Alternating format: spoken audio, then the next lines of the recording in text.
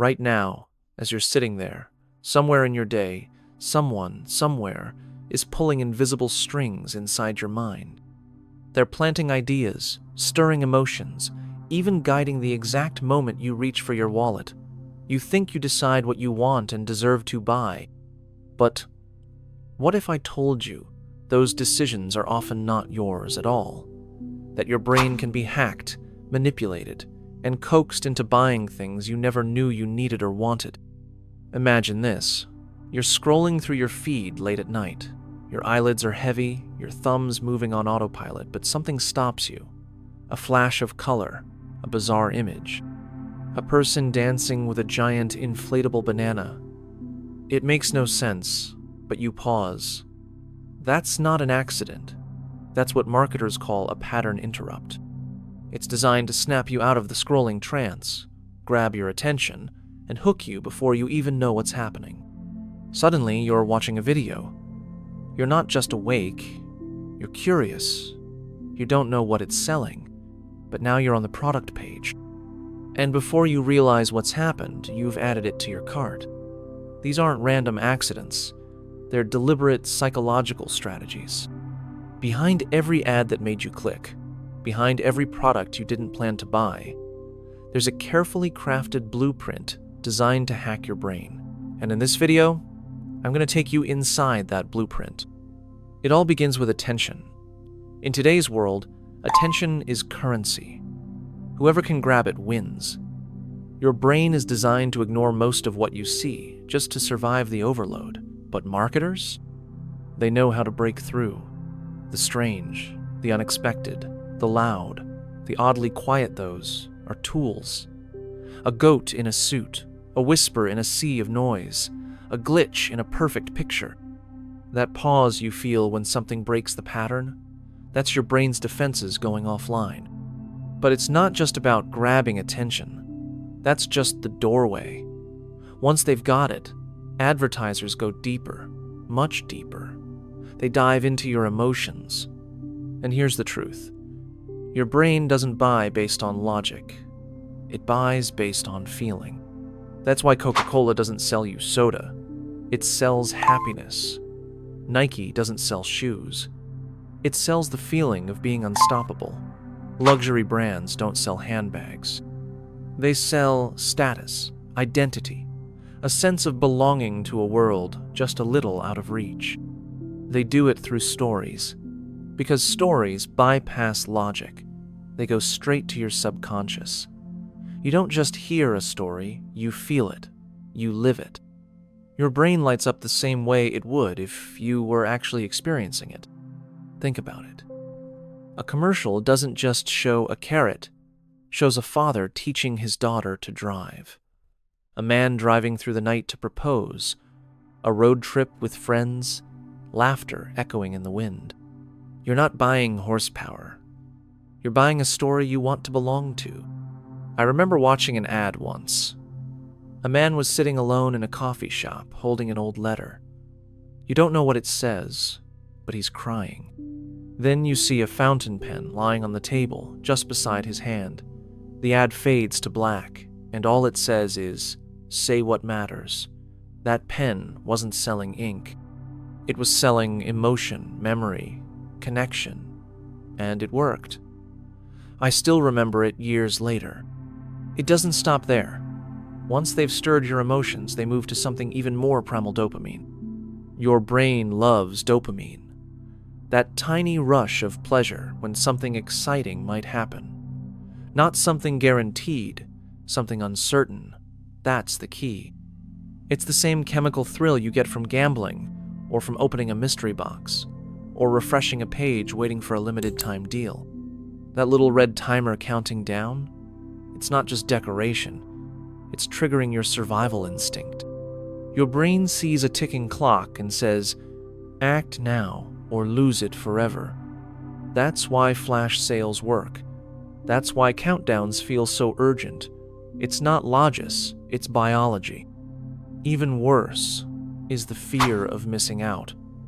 You see a banner that says, only 3 left in stock. Whether it's true or not, your brain doesn't care. It panics. It imagines everyone else getting what you won't. That fear that you'll be the one left out makes you act fast. I watched a friend once refresh the same shopping page over and over, just to catch a flash deal that reset every hour. She didn't even want the product. But the rush? That anticipation? That's what she was really buying. Now you're excited. You're emotional. You're running on dopamine. But still, there's one last nudge advertisers need to give you before you buy in. That's social proof. We're social creatures. If we see that thousands of people bought something, we assume it's worth it. If everyone's talking about it, it must be good. That's how trends catch fire. Best seller. Most loved. This item just went viral.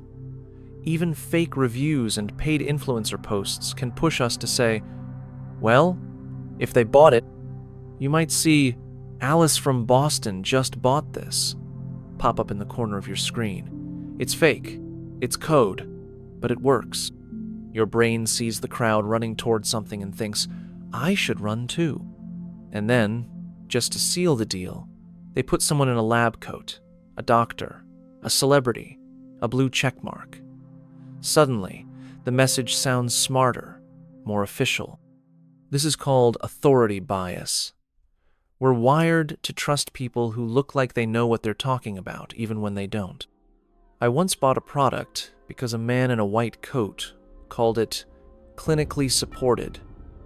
Turns out he wasn't a doctor. He was an actor, but the lighting, the set, the tone of his voice was enough. That's all it takes. One good performance, and your wallet is open. And here's the scariest part. After you buy, the trick still isn't over. Because now, your own brain will go to work defending the purchase. This is called cognitive dissonance. After you spend money, especially if you weren't sure about it, your brain doesn't like the discomfort of regret. So instead, it finds ways to justify the decision. I earned this. I needed a little treat. It's an investment in my health. It was on sale, so really I saved money. Even if the product doesn't deliver. Even if it sits in the closet, unopened, unused, you convince yourself it was worth it. Because the alternative admitting you got played is too painful. And advertisers? They know this. That's why after you buy, they send you a welcome email, a confirmation, maybe a personal thank you. They want you to feel like you made a brilliant choice. Like you're part of something now. Because the more emotionally invested you are, the less likely you are to return it, or regret it. It's a cycle, a loop, and most of us are caught in it every day. But there's good news. Now that you see it, really see it, you can break free. Because when you recognize the pattern interrupt, you can pause. When you feel the emotion rising, you can breathe. When the timer ticks down, you can ask yourself, do I need this, or am I chasing a feeling? You can stop and say, this story is beautiful, but is it mine? Advertising isn't evil. It can be clever, inspiring, even helpful, but it becomes dangerous when it bypasses your awareness, when it reaches into your instincts, your fears, your dreams without you realizing it. So here's what you do. Start by noticing. Notice the colors, the sounds, the feelings. Ask who benefits when you feel this way. Train your brain to slow down, to question, to choose. And when you do, spend with intention. Not because you were triggered, not because you were tricked, but because it truly adds value to your life. Your attention is valuable. Your emotions are powerful. Your choices matter. Don't give them away. If this opened your i7 just a little, share it with someone who's been caught in the scroll. Someone who deserves to take back control of their mind, their money, and their peace. You now know the game. And that means you can choose how to play